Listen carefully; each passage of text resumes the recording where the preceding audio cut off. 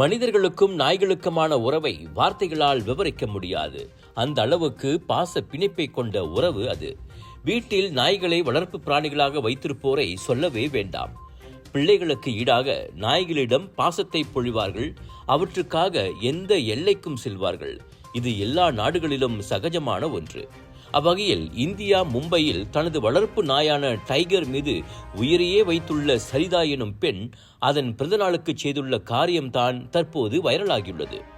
டைகரை நகைக்கடைக்கு கூட்டிச் சென்ற சரிதா பிறந்தநாள் பரிசாக அதற்கு 2.5 லட்சம் ரூபாய் அல்லது 14,000 ரிங்கிட் மதிப்புள்ள தங்கச் சங்கிலியை வாங்கி அதிர்ச்சியை ஏற்படுத்தினார்.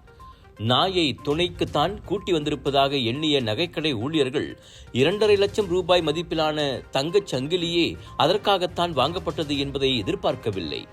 வாங்கிய சங்கிலியை அங்கேயே நாயின் கழுத்தில் போட்டு சரிதா அழகு பார்க்க நகைக்கடை ஊழியர்கள் அதனை வீடியோவில் பதிவு செய்து வைரலாக்கியுள்ளனர். நன்றியுள்ள ஜீவன் மட்டுமல்ல, பாசக்கார பையனான டைகரை பத்திரமாக பார்த்து கொள்ளும்படி வீடியோவை பார்த்த நெட்டிசன்கள் நெகிழ்ச்சியுடன் ஆலோசனை வழங்கியுள்ளனர்.